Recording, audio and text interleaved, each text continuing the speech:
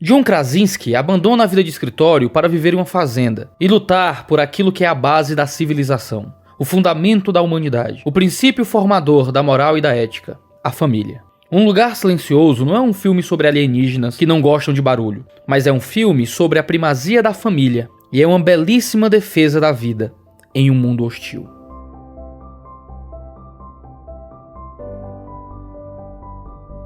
Um Lugar Silencioso foca na vida de uma família que vive em um mundo pós-apocalíptico, onde as pessoas foram exterminadas por seres alienígenas que não enxergam, mas que possuem altíssima capacidade auditiva. Dessa forma, a família não pode fazer qualquer barulho, nem mesmo falar, porque isso atrairia os monstros, assim como o sangue atrairia tubarões. O cuidado tem que ser tão imenso que por onde a família anda, eles fazem trilhas com areias, para evitar qualquer ruído na caminhada. Logo no início do filme, nós vemos a morte de um dos filhos do casal, após ele fazer barulho com o brinquedo. E é justamente esta luta pela sobrevivência em um mundo que é hostil a qualquer som que nos envolve. A ausência de diálogos com fala ou de qualquer barulho já é envolvente e desesperador o suficiente. Ao excluir a fala como um dos componentes do filme, nossa percepção visual aumenta para cada ação, feição, alegria, medo ou alívio que a trama nos entrega. O filme joga com os nossos sentidos ao excluir quase totalmente um deles. Ficamos envolvidos quando o casal dança ao som de uma música que eles só podem ouvir usando fones de ouvido. Partilhamos da sensação libertadora do pai gritando com o filho perto da cachoeira. E não é à toa que o filme nos emociona ao nos fazer acompanhar a história de uma família. Você consegue lembrar o nome dos personagens? Eu tenho certeza que não.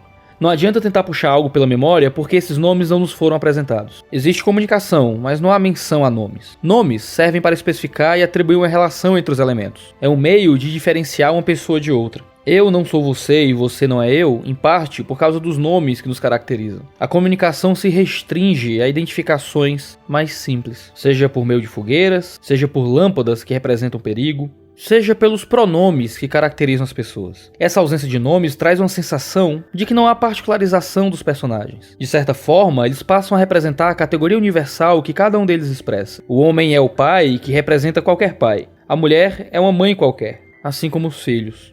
Ao invés de tornar cada personagem um ser indefinido, a ausência de nomes os mostram pelas suas funções, onde a mãe, o filho, a filha, o pai representam os papéis de mãe, filho, filha e pai. Em um estado de completo isolamento social, apenas as instituições familiares permanecem para além do apocalipse. Essa luta pela sobrevivência varia de pessoa para pessoa, é claro.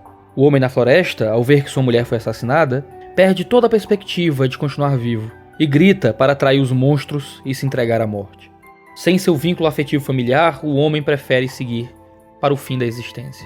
A família de John Krasinski, por outro lado, é uma família que luta para sobreviver, como família. Cerca de um ano após a morte de seu caçula, eles ainda lutam para continuar existindo. Mas agora precisam lidar com uma dificuldade. Eles terão um novo filho. Mas como é ter um bebê em um mundo tão assassino? Aquela mãe poderia muito bem ter considerado aquele mundo cruel demais para a existência de uma nova vida. Talvez ela pudesse ter abortado seu filho tão logo tivesse descoberto sua gravidez. Não há legislação em um mundo pós-apocalíptico. Bastava uma pílula abortiva e pronto.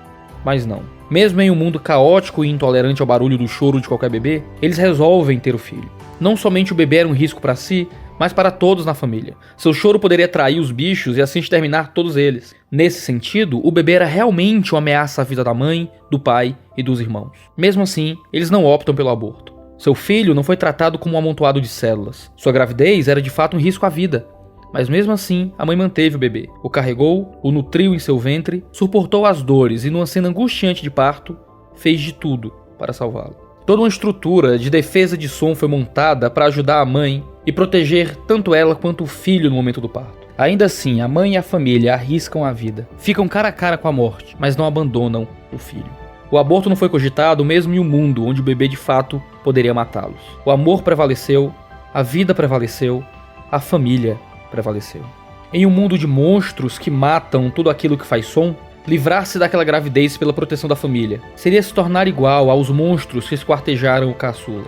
Abortar seria se tornar um deles. Eles permaneceram humanos porque permaneceram família. O planejamento para manter o novo bebê era uma forma de vencer os monstros, mesmo com os riscos envolvidos. Juntos superariam as dificuldades. Os monstros levaram seu caçula, os monstros não levariam outro. E eles não se tornariam monstros a tentar se livrar da dificuldade. A vida venceu, porque a família venceu. O valor da vida não pode ser medido pelas dificuldades que são evitadas. Pelo contrário, só existe dificuldade porque há vida.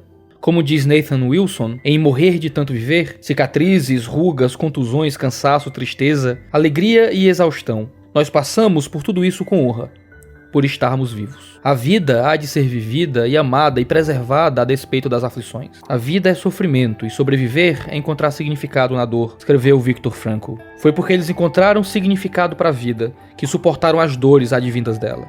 Eles escolheram o amor, porque o amor é a única maneira de captar outro ser no íntimo de sua personalidade. No filme, ser pai e mãe é um ato heróico de enfrentar dificuldades inerentes na criação de filhos em um mundo hostil. Já dizia Edna em Os Incríveis 2 que quando se faz direito, ter filhos é um ato heróico. Cuidar de filhos, alimentá-los, trocar suas fraldas, instruí-los, ajudar nas tarefas, ensiná-los a serem homens e mulheres que não se apartam do caminho da instrução, demanda amor, esforço e sacrifício. Assim fez Cristo por aqueles que ele amou. Assim deve fazer o marido pela sua esposa. Assim faz o personagem de John Krasinski por seus filhos quando vê que eles estão prestes a serem mortos pelo monstro. O silêncio do filme arranca de nós pequenos sussurros sonoros de susto diante de algum barulho, ao passo que o grito do pai nos silencia. Ele morre para salvar seus filhos, não sem antes deixar claro o amor que ele sempre sentiu. Ele morre a favor daqueles que ama.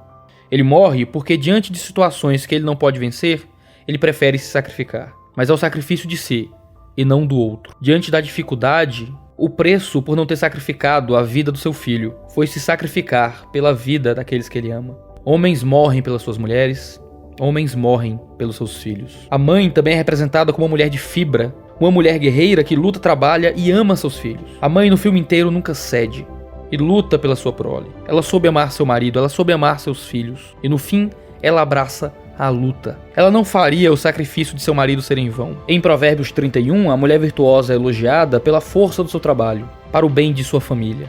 Ela não abraça o empoderamento individualista, que no fim destrói a família, mas ela abraça o amor e o sacrifício por aqueles que Deus colocou aos seus cuidados. Seja assumindo a responsabilidade de um filho em um mundo que poderia matá-los. Seja no sacrifício de um pai que não descansa enquanto não livrar sua família do perigo real e até mesmo se entrega à morte para salvá-los. Seja empunhando uma arma pela proteção da mãe que abraça a luta pela qual seu marido morreu. Somos mais homens e mulheres quando nos voltamos para nossas famílias. A família é a verdadeira escola da masculinidade e da feminilidade. Até lá podemos ter expectativas, mas serão meras cogitações. É quando temos alguém sob nossa responsabilidade que realmente seremos moldados como homens e mulheres, porque o casamento é santificador. A paternidade e a fecundidade são a grande escola do sacrifício, e geralmente é através de nos dedicarmos à família que nos tornamos diferentes dos monstros.